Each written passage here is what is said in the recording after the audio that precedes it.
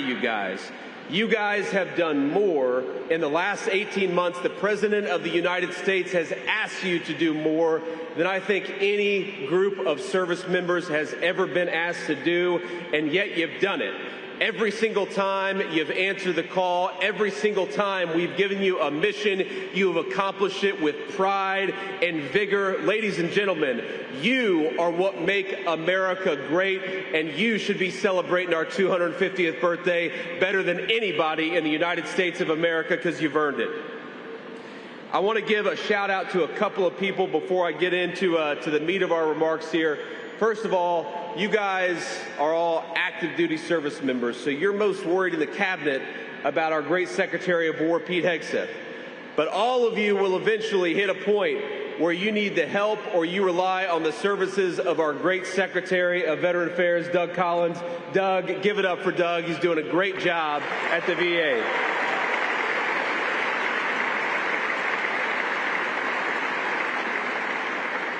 I also want to give a special note of gratitude to Jen Kiggins, one of the great congressmen, congresswomen in the entire United States Congress, somebody who comes to work every single day and fights for you. And I just learned this on the airplane over here. But you know, Jen, the last place that she served as an active duty service member was right here at Naval Air Station, Oceana. So Jen, thank you for being a rock star for our veterans. Thank you for being a rock star for our troops. Thank you for fighting for them, because, ladies and gentlemen, you fight for us every single day.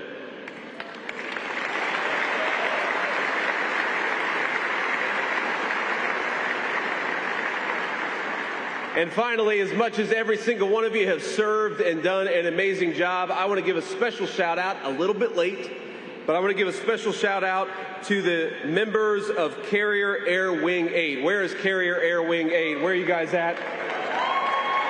Got some of you all around.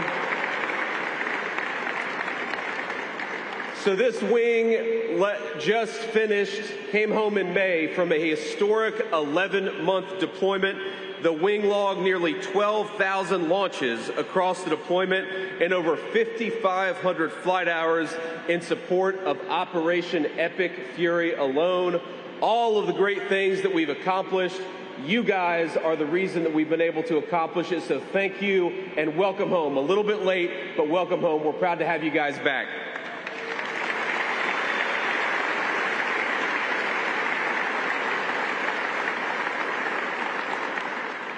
So I mentioned that we are not just in a proud Naval Air Station, but we're also centered in one of the proudest geographies of military history in the United States of America. Just as I understand it, a few miles away, General George Washington, the day after we won at Yorktown, commissioned a religious service to give thanks to Almighty God. And at that service, he said something. He asked everybody to show gratitude of heart. Gratitude of heart for our young and fledgling nation.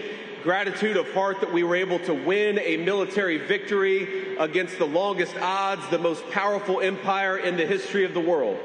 But I think that gratitude of heart is so much a part of what we do and what we fight for in the United States military. When I think about gratitude of heart, I'm of course most grateful for all of you, that we have the best people, the best of us from every walk of life, from every geography in the United States of America, who are willing to put on the uniform of this country and serve to create that protective blanket. When we talk about the Declaration of Independence that protects life and liberty and the pursuit of happiness, it is your protective blanket that guarantees the life of every single one of our citizens. It is your dedication that ensures the liberty of every single one of our citizens. And it would be impossible for our fellow Americans to pursue happiness were it not for the hard work, the dedication, the sacrifice, and yes, sometimes the ultimate sacrifice provided by the people who wear the uniform. I know, because I, of course, was an enlisted Marine for 4 years, that sometimes you get into this mode where you're thinking about the day-to-day of the job, you're thinking about the task that you got to accomplish, you're thinking about how do I make sure that the sergeant or the gunnery sergeant or the second lieutenant who's in charge of me doesn't chew my ass today.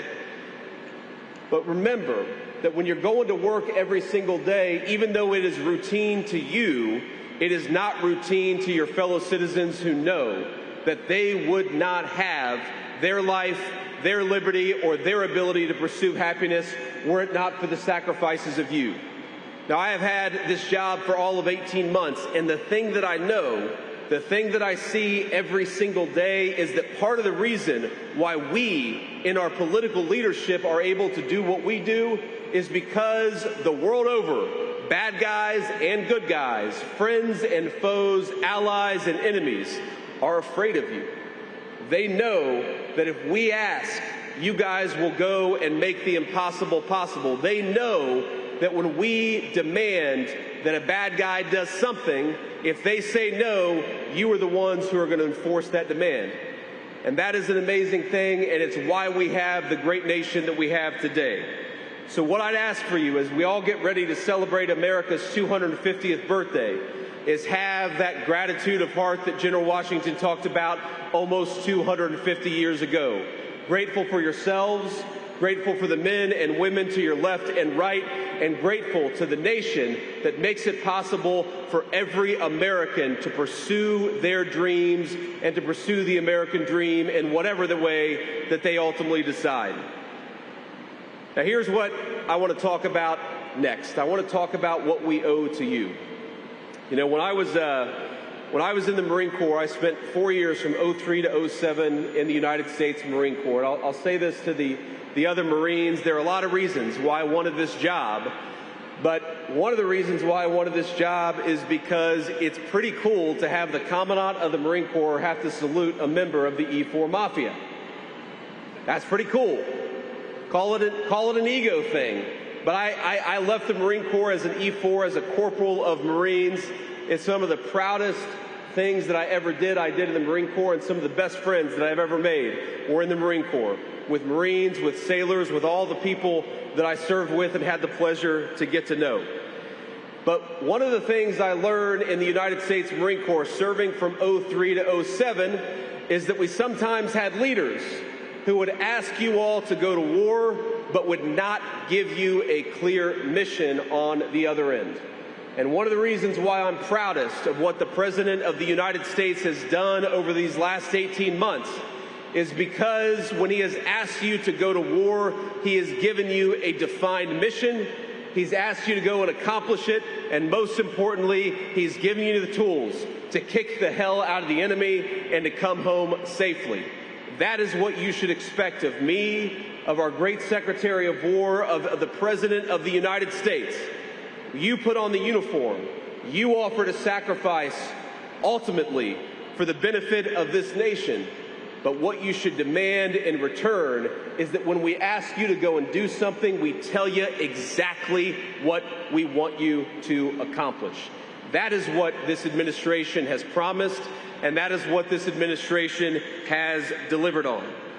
Because when I think about what happened when I was a young Marine in 03 to 07, is we had a lot of people who were asking our military to do the impossible, but they weren't giving them clearly defined missions and clearly defined objectives. To the members of the Air Wing that just came home in May, what did the President of the United States ask you to do? Something very discreet and very specific. Number one, he asked you to ensure that we destroyed Iran's conventional military, and as we sit here today, their Navy is at the bottom of the ocean, and they have no ability to project power like they did even 12 months ago. What else did he ask you to do? He asked you to destroy their nuclear program. And now, and trust me, I know because I look at the intelligence estimates, if you look at what our own intelligence says about their nuclear program, they are further away from developing a nuclear bomb than they have ever been since basically the last 20 or 30 years. And that is because of you and because of your hard work. And finally, what the President asks you to accomplish is to destroy the defense industrial base of that country so that if they ever decided to rebuild their military or if they ever decided to rebuild that nuclear program, they would be hard-pressed to do it. And you did that exactly as well. But today, as I sit here, there are people in this country who want you to just keep going and attack the President of the United States for using the leverage that you gave him to engage in negotiation. And why do we engage in negotiation? Because of you, it's not out of weakness, but it's out of strength. And again, I go back to that time that I served in the United States military from 03 to 07. We made a lot of mistakes back then. We did a lot of stupid things back then. You performed ably, but your political leadership did not. And what I remember about that time is that, number one, there were people who learned all the wrong lessons from that moment in history. There were people who learned the lesson that we could never use the military again. But that's not the right lesson, because the military isn't who screwed up in 2003 and 2007. It was the political leadership that screwed up. So that was the wrong lesson to learn. There were also people who learned a different lesson, an equally wrong lesson, that the solution to the problems that we had in the early 2000s was to ask you to do more and more and more and more without giving you a clearly defined objective. Ladies and gentlemen, I think that you deserve to have a clearly defined objective.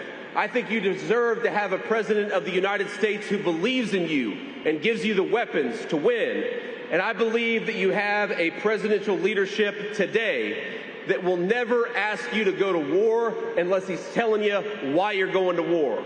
And most importantly, when he sends you to war, he gives you the tools you need to kick the hell out of the enemy and come home safely. That's what you deserve.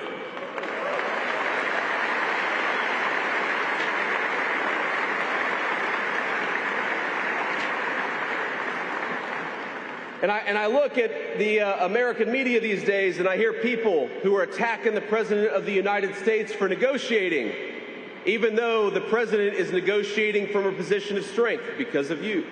He's negotiating from a position where Iran's nuclear program has been destroyed and their conventional military has been destroyed too. And what I notice about the people who are attacking the administration for negotiating is that they're the very same people who, for example, encouraged us to just go a little bit further and just drop a few more bombs in places like Afghanistan. But again, if you go back to the mistakes that were made, those very same people, they refuse to say, what were we dropping bombs for? Now, the President of the United States maintains a lot of options today in 2026. But if he ever asks you to go and drop bombs, it's going to be for something specific, to accomplish something that matters to the American people. We dropped some bombs a couple of days ago. You know why? Because the Iranians were shooting at commercial ships. So we dropped some bombs, we applied some leverage, and we've had free commercial transit for the last 3 days. If the Iranians try to rebuild the nuclear program, the President's got options, again, because of you. If the Iranians try to threaten their neighbors or fund terrorism, we've got options, again, because of you. But what we must never do is drop bombs just for the sake of dropping bombs. And that is what the President will never ask you to do. He'll ask you to go to war, yes, but when he asks you to go to war, he'll tell you exactly what you're going for, and I think that is what you should expect out of your political leadership. You should expect something else, too, and this is where I get into the great work of Jen Kiggins and Doug Collins. You know, one of the most formative experiences of my entire life was after I got out of the Marine Corps, and I was a law school student, and I worked on the Veterans Legal Clinic, helping veterans deal with some of their legal challenges. And we actually represented the Vietnam Veterans of America. And a lot of you are maybe too young to appreciate this, but the Vietnam Veterans of America experienced one of the most shameful periods in the history of the United States of America. They came home, many of them, not to fanfare, not to flag waving, not to a grateful nation. They came home to people who spit on them, who attacked them, and criticized them simply because they did the job the political leadership asked them to do. Now, I go back to what General Washington said about gratitude of heart. And when I sat down with these Vietnam veterans, these people who had quite literally been spit on by their fellow citizens for doing the job Washington asked them to do you know what they had? They didn't have resentment. They didn't have hatred. They didn't have anger. They had a simple motto that never again would America do to a generation of veterans what happened to the veterans from Vietnam. It was an amazing thing. And so when they came to us and they wanted legal help, it wasn't for themselves. It was for all of you. And it was for the generation of veterans that I represented, the veterans in Iraq and Afghanistan. And they committed themselves, these old red hatters. Some of them were the saltiest people you've ever met in your entire life. But they committed themselves to help all of you because they wanted to make sure that the United States would never again treat a generation of veterans the way that it treated the Vietnam veteran generation. And that's an amazing thing. That is the spirit of gratitude. And what we've done is we have taken that charge and we have run with it. What Doug Collins has done, as we have seen working with Jen Kiggins and some of our other great rock stars in Congress, is we've seen veteran backlogs at their lowest level in 30 years. When you call the VA, whenever you get out of the military and you call the VA, somebody ought to actually answer the telephone. And that's what we've done because of Doug Collins and Jen Kiggins. If you or your family needs medical care, it should be there. And that's what's happening because of Doug Collins and Jen Kiggins. Ladies and gentlemen,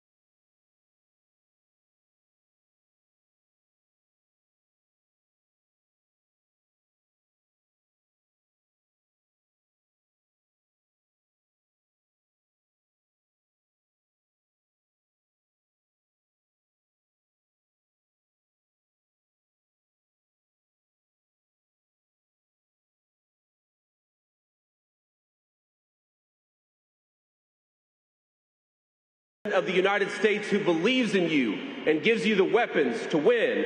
And I believe that you have a presidential leadership today that will never ask you to go to war unless he's telling you why you're going to war. And most importantly, when he sends you to war, he gives you the tools you need to kick the hell out of the enemy and come home safely. That's what you deserve.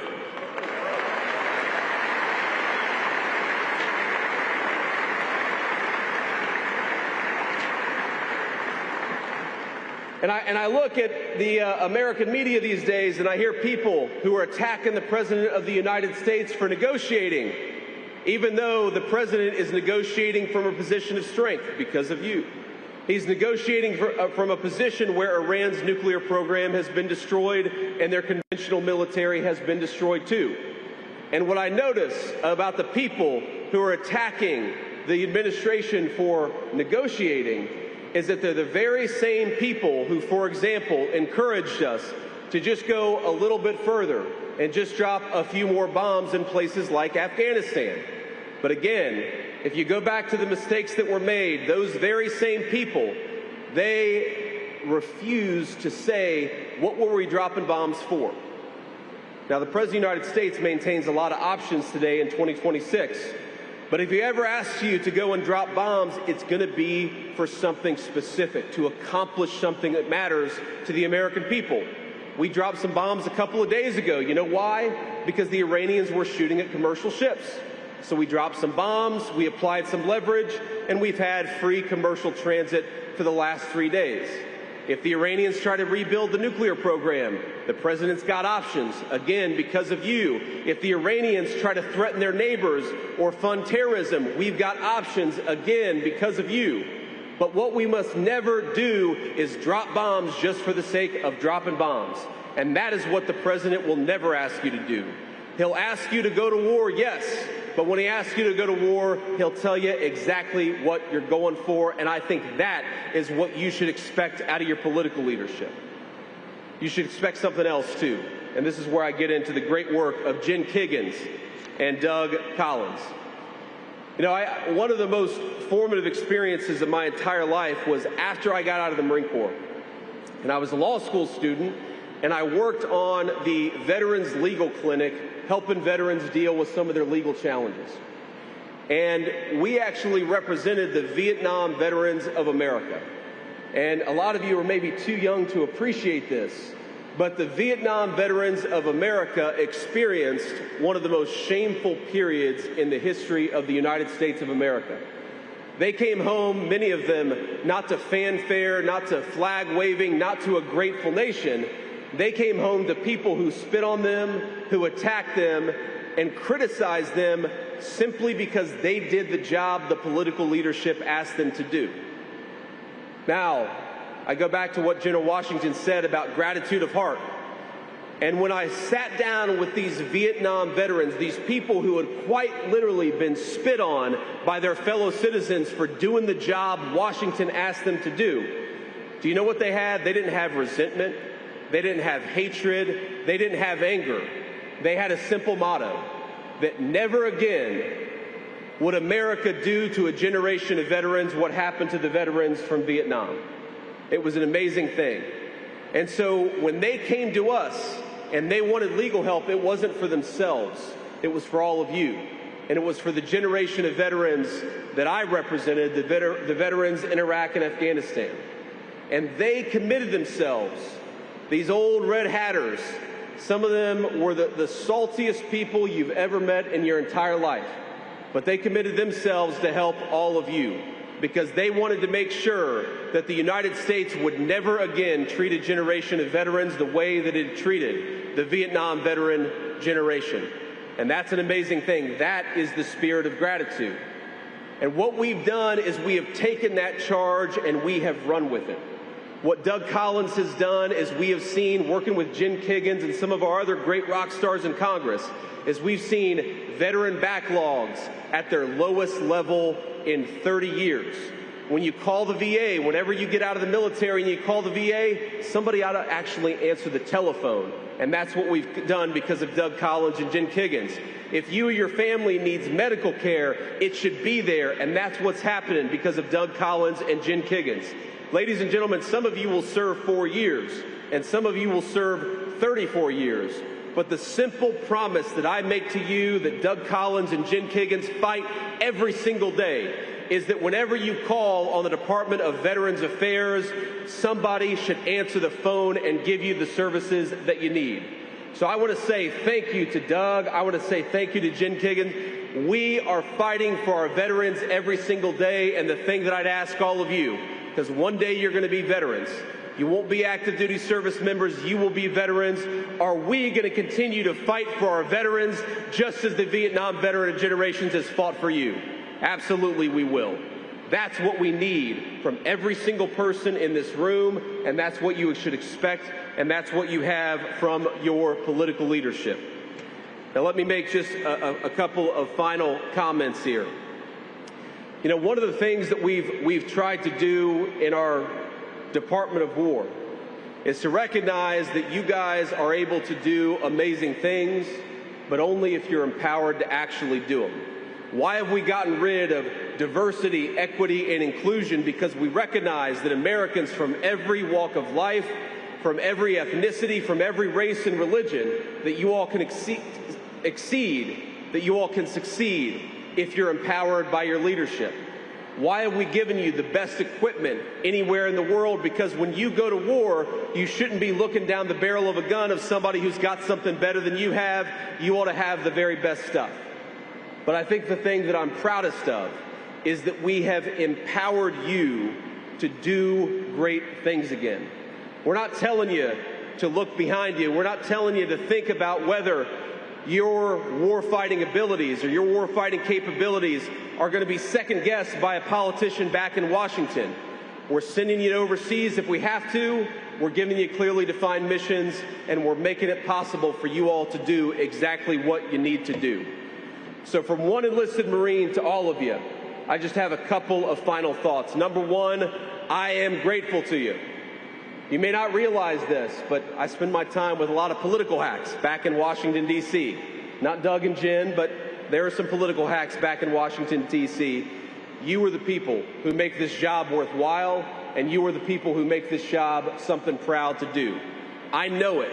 You may not see it, but I've looked in the eye of a lot of bad guys, and those bad guys respect the United States because they fear you. So number one, thank you.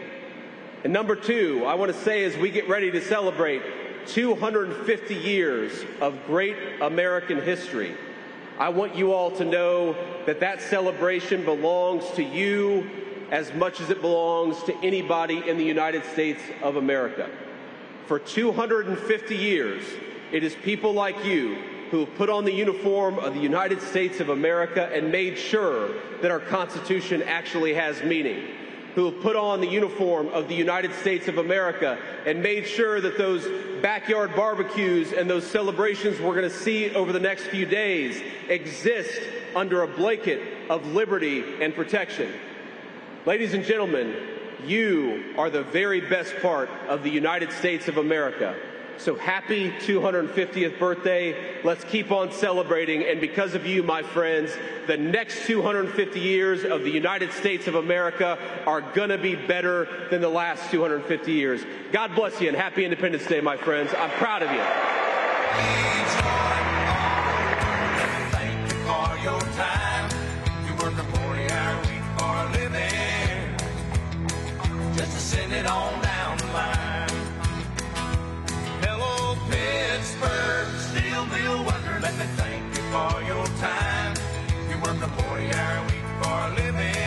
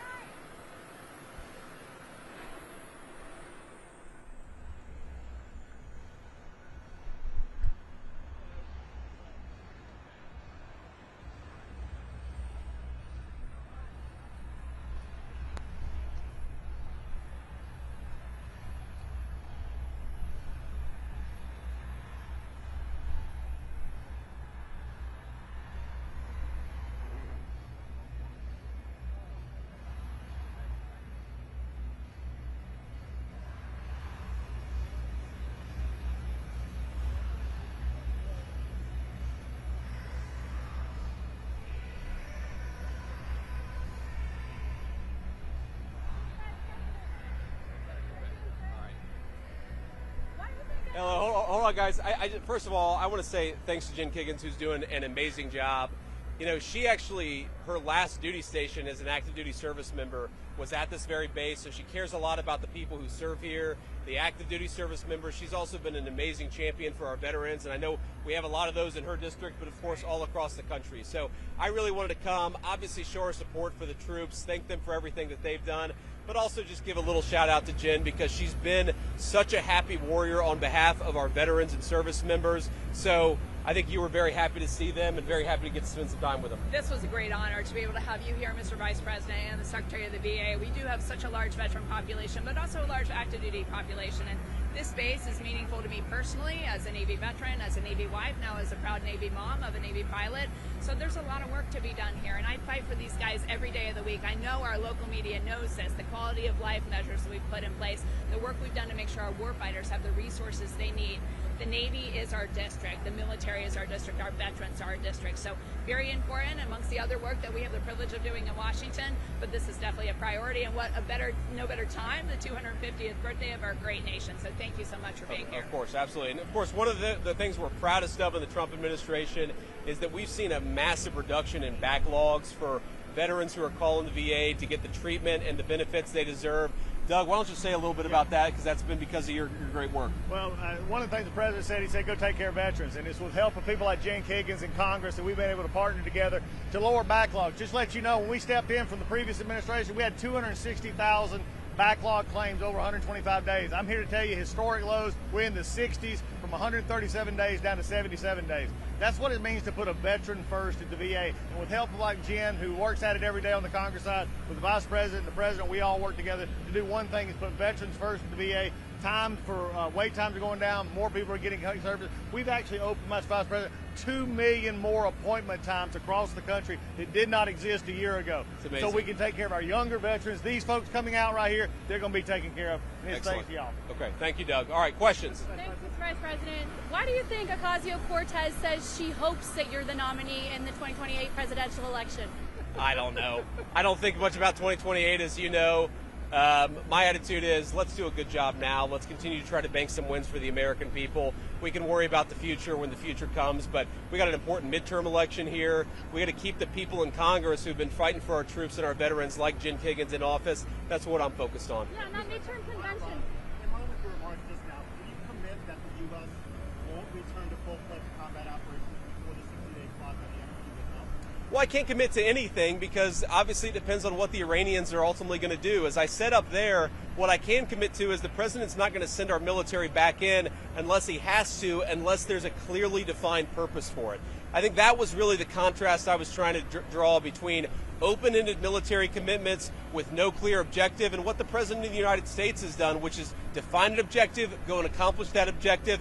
If we've got to do more, of course, that's kind of up to the Iranians. If they try to rebuild their nuclear program, if they try to start shooting at commercial vessels again, that's going to change our calculus. But right now, what the president has said is go and make a deal, go and negotiate in good faith, and that's what he's empowered us to do. Mr. President, do you think that Justice Alito will retire before the end of the term, or before the next term? I don't know. You know, Justice Alito is such an amazing guy, and I think the Supreme Court, he would be irreplaceable. But of course, if he retired, that's up to him, and we would try to do the best job we could at finding a proper replacement. Vice President, what are the status of the Doha talks that the president mentioned earlier in the week?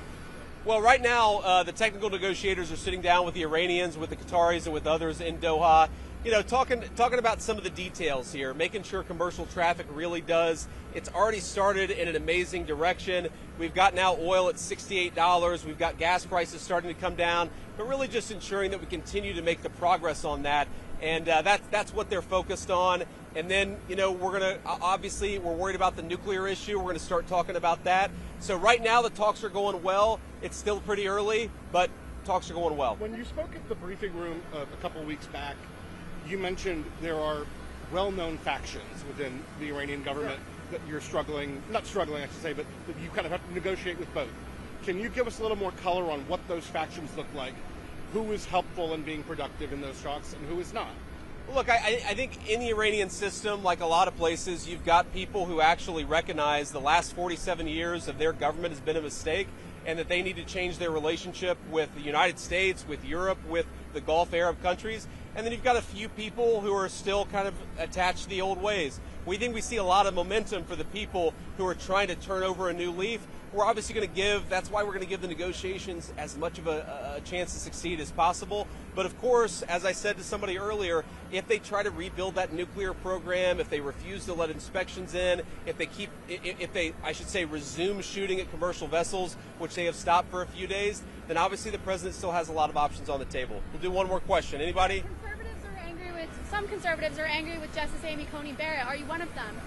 Well, look, do I think she made a mistake in the ruling? I do. I don't know how anybody can say that if a person who is an illegal alien, or a person, for example, who's pregnant and comes to the United States on a vacation, they have a baby and all of a sudden their entire family gets the benefits of American citizenship. I don't think that's what the framers of the 14th Amendment had in mind. I don't think it's the right case. But look, it was 5-4. Sometimes the Supreme Court makes mistakes. We're going to try to correct that mistake, but nobody's perfect, including the Supreme Court. See you guys. Have a happy 4th if I don't talk to you. Happy 4th. Yep.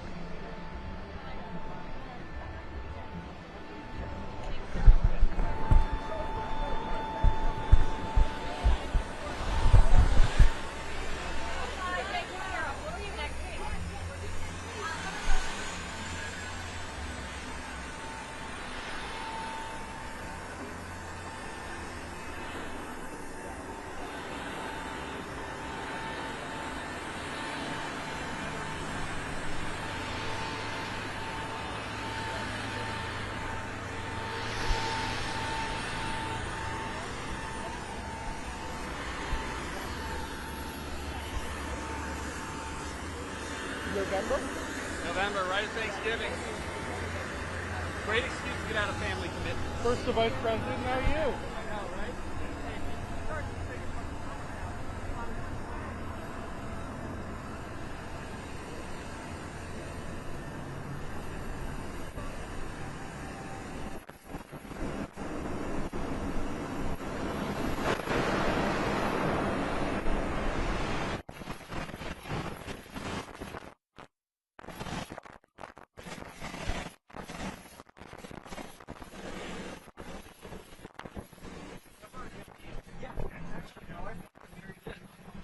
That frame was a little wobbly too.